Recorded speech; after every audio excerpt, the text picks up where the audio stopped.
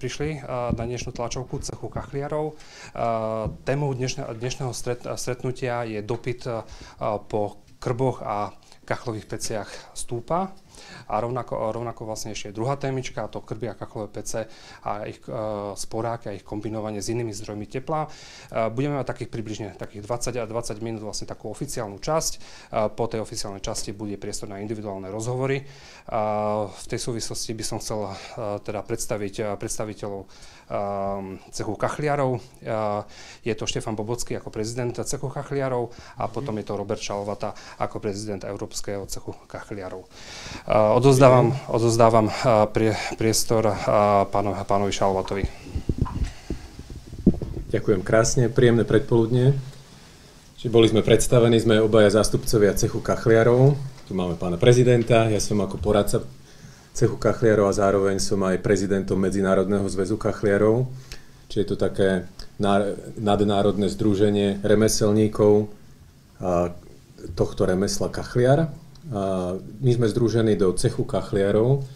Toto združenie je to profesijné združenie, ktoré združuje remeselníkov, ktorých spája nádherné remesla, to je kachliarstvo. Čiže staviame krby, kachlové pece, komíny, sporáky a prinášame ako jediní remeselníci, prinášame otvorený oheň priamo do domácnosti. Takže vytvárame také srdce domova a to je aj účel toho cechu kachliarov, udržať si túto tradíciu.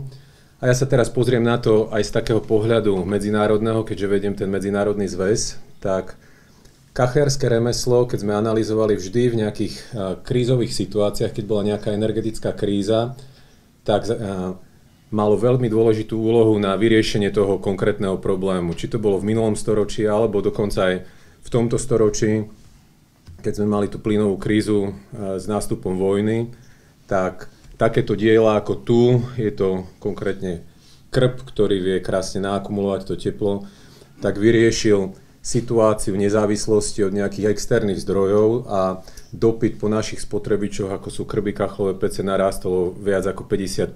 Čiže sme mali problém aj pokryť ten veľký dopyt. Ale medzičasom dobrá správa je, že sme sa prispôsobili už tejto situácii a vieme ten dopyt lepšie vykrývať, takže keď tieto diela budú od nás objednané, tak vieme to už opäť v tých štandardných termínoch dodať. A ten dopyt po kachliarstve pomohlo nám aj tá pandémia, ktorú sme mali, COVID-19. Táto pandémia spôsobila to, že ľudia viac času trávili doma a práve posedenie pri krbe, pri radiátore alebo pri plynovom kotle si človek nevytvorí takú krásnu atmosféru ako pri krbe alebo kachlovej peci, takže to posedenie pri krbe dotvára takú atmosféru domova a toto nám tiež pomohlo, že ten dopyt po našich spotrebičoch výrazne stúpol. Ale tu odovzdám slovo, dejú sa aj situácie, ktoré vytvárajú problémy a preto ešte spomeniem také 3 benefity týchto kúrení krbmi, kachlovými pecami. Prvý benefit je tu taká energetická nezávislosť, sebestačnosť. Toto za chvíľku kolega nadviaže vlastne o čo ide, že ten krb alebo kachlová pec, ako je to aj tu na obrázku, môže skutočne tvoriť taký hlavný zdroj vykurovania toho priestoru. Tým, že je to krásny estetický doplnok, tak tá kachlová pec a krb vytvárajú takú oázu relaxu, je to vyslovene zdroj ako také domáce wellness. A v neposlednom rade tiež spomenieme aj tento aspekt ekologický, kde kombinácia s inými vhodnými zdrojmi, z obnoviteľných energií, je to optimálna kombinácia, kedy aj tú ekologickosť, tú filozofiu ekológie takisto plne naplňame. Ďakujem za úvod. Dejú sa ale aj veci, kde potrebujeme nejako zareagovať. Tieto Vianoce prežili 10 000 Slovákov bez elektriny. Viete si to predstaviť? Svietite sviečkou, aké romantické, skladničky veci dáte na okno, však predsa zima je tam dostatočná, deťom namiesto Wi-Fi budete čítať rozprávky, zatiaľ to vyzerá všetko dobre. Ale čo kúrenie?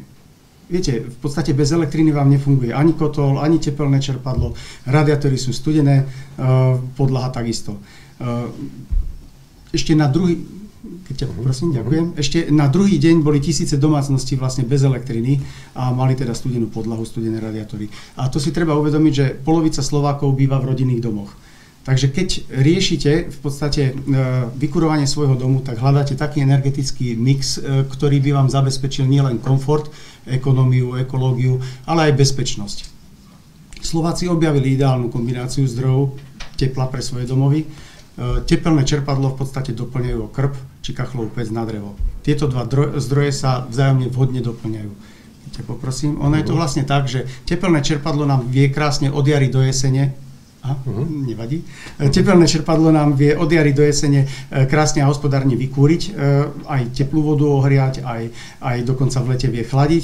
Avšak čím je vonku chladnejšie, tým máme väčšiu potrebu vykurovať ten priestor.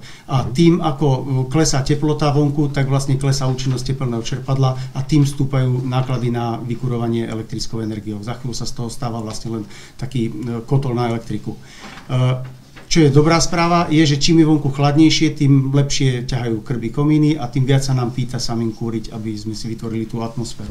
Takže v podstate vlastne, keď si to zoberieme, tak tepelné čerpadlo je komfortné a krby a pece mu dávajú v podstate v tom nevýhodnom režime mu pomáhajú v mrazoch, aby bolo efektívnejšie vykurovanie. Vytvárajú jedinečnú atmosféru domova a v podstate nás robia nezávislým od elektriky. Tieto dva zdroje sa nám tak doplňajú, že keď sa pozriete napríklad, keby takýto krb alebo sporák mali tí ľudia, ktorí boli vlastne bez elektriky, tak si vedia na sporáčiku uvariť chutné jedlo, vedia sa potešiť pohľadom do ohňa a každý si nájde, aj tie deti čítajúce tú rozprávku si nájdu tam na tom ležovisku miesto. Pohľad do ohňa navyše znižuje krvný tlak, tak poďme sa pozrieť na to, že čo vlastne teraz tí ľudia po nás chcú. My vlastne máme v tejto chvíli taký zaujímavý dopyt, že ešte aj ľudia, ktorí majú úplne novostavbu, že čerstvo sa nasťahovali, tak odrazu telefonujú, prosím vás, príďte sa mi pozrieť, kde by som mohol mať ten komín. No, tak už len tu vybúrame niečo, aby som vám postavil komín a krb. Také dodatočné zásahy, tým sa viete vyhnúť, keď od začiatku nad tým premýšľate. Pozrieme sa na najčastejšie realizácie, ktoré sa v podstate teraz robia. Takže tepelné čerpadlo máme, tak to bude vidno? Nebude, nevadí, hejte. Tepelné čerpadlo, ktoré je vonku umiestnené, najčastejšie na Slovensku používané vzduchové, že bere zo vzduchu energiu, nám v podstate za pomoci elektrickej energie odčerpáva časť tepla zvonka a ohrieva nám podlahu. Tým máme zabezpečený komfort, keď sme v práci alebo na dovolenke. Kachľová pec alebo krb nám zabezpečuje tú bezpečnosť plus nezávislosť plus krásnu atmosféru. Na obrázku vľavo vidíme, že je do toho zapojené ešte jeden zdroj a to je slniečko, ktoré v podstate môže buď ohrievať teplú užitkovú vodu, od jary do jesene je jej dostatok a môže tým pomôcť aj podlahovému kúreniu, alebo na pravom obrázku máme, že je využívaná na fotovoltiku, teda vyrábate elektriku. Elektrika v dnešnej domácnosti je veľmi žiaduca. V obidvoch týchto prípadoch sa deje to, že sú tieto prípady také, že je zvlášť kúrenie podlahové a zvlášť naše zariadenie. To znamená, sú to dva nezávislé zdroje, ktoré sú úplne super v tom, že nám poskytujú tú bezpečnosť, nezávislosť.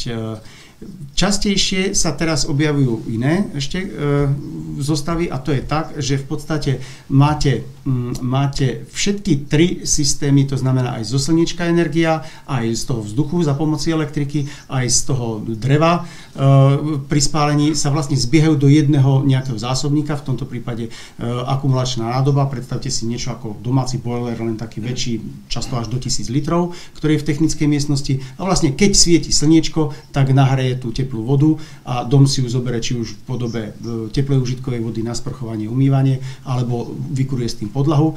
Ak dneska nesvietilo slniečko a domácemu sa chce, keď večer príde z roboty, tak zakúri, vytvorí si atmosféru, časť energie zostáva v tej miestnosti, kde je ten krb alebo pec, poteší sa pohľadom na oheň a zároveň časť energie ide do tejto nádrže, z ktorej si ju opäť ten dom bere. No a v prípade, že ste na dovolenke, v práci, alebo sa vám proste len nechcelo, tak túto prácu vie zastať aj to tepelné čerpadlo, ktoré za pomoci elektrickej energie teda vyhreje ten priestor alebo ohreje tú teplú užitkovú vodu.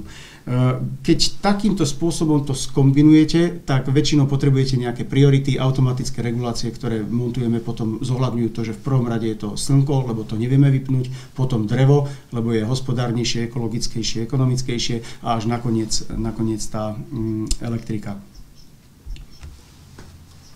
keď tak nejaké príklady z praxe. Hej, aby sme neboli len technicky, tak je tu ukážka takého domu, ako je to prakticky už zrealizované, že tu môžem aj priamo ukázať. Čiže toto je schéma rodinného domu, kde sú skĺbené všetky tieto zdroje energie. Prvý, ako bolo spomenuté, sú solárne zariadenia, môžu byť fotovoltaika, to je na výrobu elektriky, alebo fototermika, kde sa vyrába teplá voda. Toto teplo sa potom používa na vyhrievanie stien alebo podláh, čiže veľkoplošné sálavé teplo, čiže aj tu sa snažíme to teplo premeniť do sálavej formy, to je taká príjemná forma, ktorá pripomína slnečné žiarenie. Tepelné čerpadlo je jednotka, ktorá je umiestnená v exteriéri, niekde bokom domu, aby nebránila v tej optike samotného domu a využíva tú energiu zase zo vzduchu. Všetko toto je skĺbené do jedného systému, ale vždy v tom dome je aj také jadro toho domu, a to kachlová pec alebo krb, ktorý slúži jednak práve na tie obdobia, keď vypadne elektrina, vtedy žiadne ani tepelné čerpadlo, fotovoltaika, ale ak nesvieti slnko, tak ani tá nám nevyrába potom elektriku, tak tie vykurovacie zariadenia, plynový kotol, peletový kotol, akékoľvek systémy vždy sú závislé na elektrine, a keď vypadne elektrina, tak práve krb alebo kachlová pec je ten zdroj, že vám dá úplnú nezávislosť. V prípade, že je tam zabudovaný sporák, tak je to totálne nezávislosť, že sa dá aj uvariť na tom. No a okrem tej nezávislosti vytvára aj tú príjemnú atmosféru, že pohľadový oheň v rámci toho obytného priestoru, tým, že oheň sprevádzal človeka od nepamäti, tak dotvára aj takú klímu, že to je jedinečná atmosféra. A tu je zo pár takých diel, ktoré vám chcem ukázať, že krb, kachlová pec, to nie je to, čo možno niektorí máte v predstave, alebo ľudia majú v predstave zo starých chalúb alebo z rozprávok, kde pecival spal na peci, ale môžu to byť aj moderné prvky zakomponované do interiéru. Tu je krb, väčšinou realizujeme tieto krby ako akumulačné, to znamená, keď dohorí, tak celá táto obstavba toho krbu sa ešte zohreje a sála potom príjemné teplo do priestoru, takže toto je moderný krb, alebo iná forma toho moderného krbu, ktorý tiež vie byť prispôsobený tomu interiéru.